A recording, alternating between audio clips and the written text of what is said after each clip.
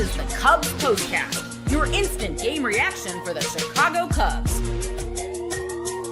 Part of the Locked On Podcast Network. Your team every day. What's up, everybody? Welcome into the Locked On Cubs postcast here on the Locked On Cubs YouTube channel. Joe George here with you, and the Cubs lose 4-3 to the Pittsburgh Pirates. The series is now tied at 1 game apiece. Today's show is brought to you by Monarch Money. Take control of your finances with Monarch Money. Use code LOCKEDONMLB at monarchmoney.com for 50% off your first order. All right, so there's a lot to get into in this game. I would describe this loss as a game of missed opportunities. Whether it's guys in the field, guys in the lineup, an incredible play from Pete Crow-Armstrong that doesn't go the Cubs' way by inches. Lots to get into in this one. We'll talk about Matthew Boyd. Kyle Tucker slumping a little bit, has to be acknowledged. I would think we'll talk about that. Not that anything to be concerned about, just we'll talk about it there in the show. Before we get started on the show, obviously we have to start with this.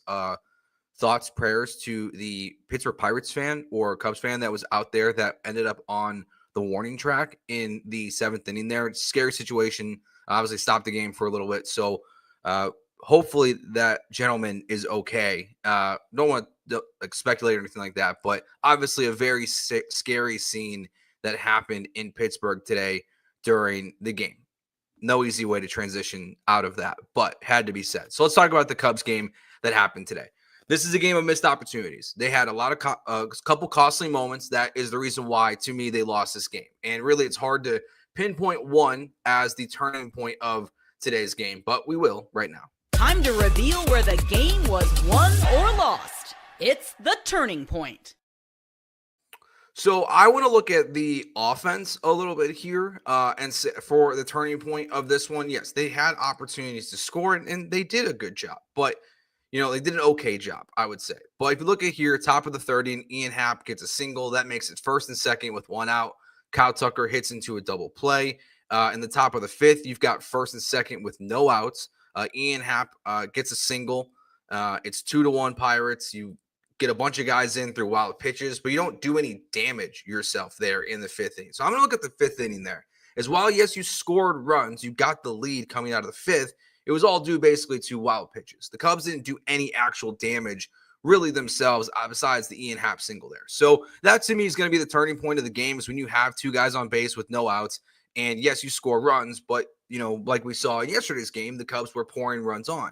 And they just didn't do that in that moment there. So that's the one to me that stands out the most from an offensive perspective is the 5th inning, just not coming through by forcing guys in constantly and just letting them do the work for you. And then look, it's the Pittsburgh Pirates. They're going to they're a bad team. They gave you an opportunity to win this game by having those wild pitches, by the catcher not making the stop, but the offense just doesn't get it done there in the 5th inning. Really, that felt like an inning that was going so out of control after the wild pitch that scored Ian Happ to make it 3-2 that it felt like the Cubs could have poured it on there and really done some serious damage against the Pittsburgh Pirates, and they just didn't do it. A lot of other missed opportunities in this game, bad moments in this game.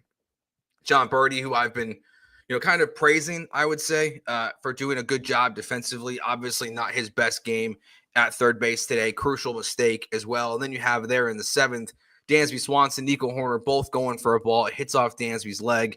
2-run score there in the 7th. And all of a sudden the Pittsburgh Pirates have a 4-3 lead. So really, to me, it's just a bunch of small things that went wrong with the Cubs, really everywhere. Even Boyd, who, he had to battle through just to get out of the 1st inning. I mean, he was a 29 pitch 1st inning that could have gone a lot worse. I actually would say kudos to him for 2 situations from Boyd today. Bottom of the 1st, O'Neal Cruz gets the leadoff double, pass ball.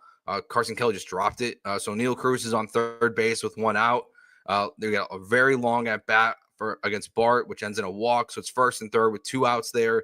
Hayes gets the blooper single, but that's it. No more damage. And then you get to the bottom of the 4th inning. This is where Matthew Boyd, if the Cubs would have won this game, this would have been the turning point of this game. But the bottom of the 4th is where you got bases loaded with no outs.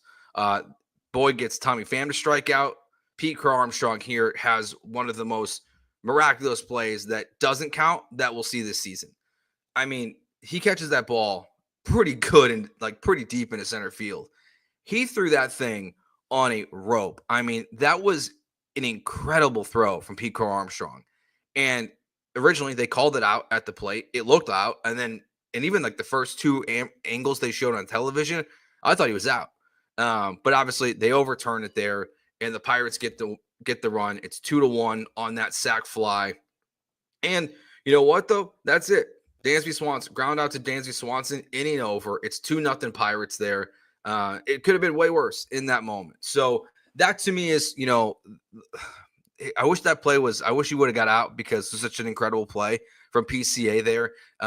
But those are, again, just a lot of missed opportunities for the Cubs in this one. Very inconsistent, and this series is now tied, and Paul Skeens is on the mound tomorrow, one of the best, if not the best, young pitcher in all of baseball, a guy throwing total gas all the time against you, and it will be a challenging day for the lineup that was obviously very good yesterday and was okay, I would say, in this one. Let's see, Ryan says here, we'll take questions, comments for sure, obviously, throughout the next 10, 15 minutes here on the show. Ryan says, Joe, when does the inconsistency stop? It doesn't. It's baseball. I think that this Cubs team, like, while they have the best offense in baseball, they're obviously showing that you're not going to be incredible day in and day out, and they scored 3 runs, but they could have scored more in this game. Again, like, there was missed opportunities from, when Kyle Tucker's on base, that he got a run in on a dribbler, but he had a 3-0 count. And yes, he should have the green light. He's a superstar player, but you need more from him than just a dribbler in that one on a day like today. So, it's just the inconsistencies for the Cubs. I don't think anything of it is surprising, because it's a long season, and there's going to be days where the lineup's good and days where the lineup's not. And to me, there's no reason to panic. Obviously, you don't want to see, you don't want to see them lose a series to the Pirates. Look, this is the first time they've played a series in which they're playing a team below 500 this entire season. Everyone they've played this year has been above 500. You don't want to lose a series to the Pittsburgh Pirates. They're one of the worst teams in baseball probably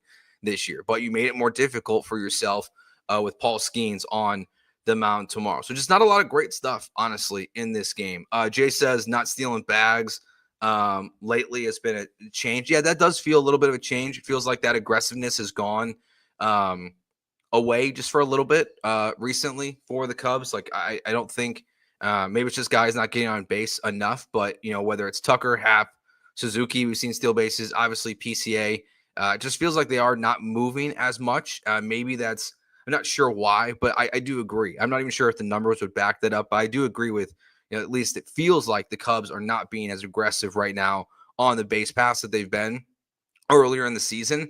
And that's obviously why their offense has been so good so far this year. It's the movement that they've had and a lot of small ball success, along with, a bunch of guys hitting 5-6 home runs on the season. All right, we'll take a break. We'll get to more of today's game, what we saw, your questions and comments as well, live here on the Locked On Cubs YouTube channel on the Locked On Cubs Postcast. Today's show is brought to you by Monarch Money. Ever check your bank account and wonder, where did all my money go? Between dining out, online shopping, and entertainment, it's easy to lose track. That's where Monarch Money comes in. Your personal CFO, giving you full visibility and control over your finances. Monarch Money isn't just a budgeting app. It's a complete financial command center, so you can track all your accounts, investments, and spending in one place, so you stop just managing your money and start building wealth. They have that all-in-one convenience, so instead of juggling multiple apps, you can do everything you need to, checking your finances, tracking your spending, and planning out your long-term goals, all on Monarch Money's app. Take control of your finances with Monarch Money. Use code LOCKEDONMLB at monarchmoney.com for 50% off your first year. That's monarchmoney.com. Code LOCKEDONMLB for half off your first year. Today's show also brought to you by Wonderful Pistachios. Looking for a snack that's both delicious and nutritious? Crack into a good source of protein with Wonderful Pistachios. Wonderful Pistachios was one of the highest protein nuts. Each 1 ounce serving has 6 grams of protein, giving you over 10% of your daily value. Plus, they're packed with fiber and better for you unsaturated fats to helping keeping you feel fuller longer. I go with the no shell variety. I talk about this all the time when we talk about Wonderful Pistachios, but it's easier for me with no shells, no mess, no nothing. Easy to hand out around the house as well. Get snacking and get cracking with a snack that packs a protein punch. Visit wonderfulpistachios.com to learn more. All right, so a lot to go through still. I feel like in this game, again, Kyle Tucker, I need just a little bit more for him, I would say. opportunities in this game and the last couple games to get guys home, and he's just not done it. He's rolling over on the ball a lot.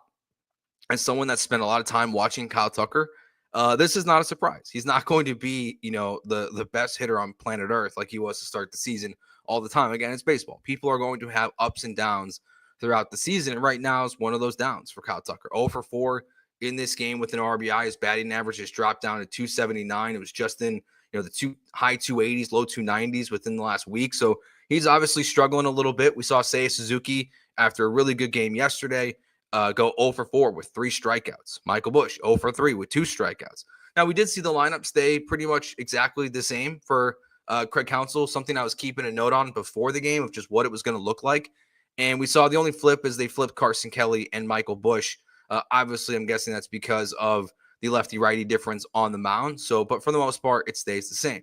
The positive from the offense today, because even though, yes, you only scored 3 runs, and some of those were, 2 of those were due because of wild pitches and errant, catching from the Pittsburgh Pirates. Dansby Swanson, he's in the 8th spot, and he comes out today. He goes 3 for 4 in this game with a run and 1 strikeout.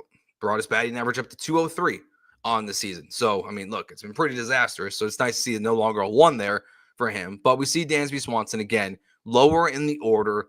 Hopefully that is something that we can all be hopeful for, is going to turn his season around, even if he's not. And no one needs Dansby Swanson to be a 300, 290 hitter. Like, give me 230 versus 180 and what it's been like so far this season. So positive with him so far, moving down in the lineup. And again, it's 2 games with this new lineup. One day was awesome. One day was okay. You scored 3 runs and, errant defense and a couple missed opportunities is the reason why you lost this game. And I get it. It's frustrating losing the Pittsburgh Pirates. They're not good. And yeah, I do wonder what's next. It's interesting reading the comments and even during the game, Birdie has one bad play, but I do think there's the frustration for Birdie. I feel bad a little bit because again, I think he's been playing really good at third base. I think the arm strength leaves a little bit to be desired on the season on him, but he's done good for the most part. He's been better than the other guys. Gage Workman, I think, became the first ever player to have an error for the Cubs and the White Sox in the same month of a season as he had an error for the Sox today. So it's an upgrade, but it's still leaves a lot to be desired in this one. So I'm not worried about third base as much as it seems other people are, just because I think you got to take the positives with what it's been so far. Yes, there are other options, but they're not going to be, making those anytime soon. All you can really hope for is Shaw is, going to be back up soon if you're really worried about third base. And I would say I wouldn't call myself really worried. I would say I'm kind of it is what it is for third base.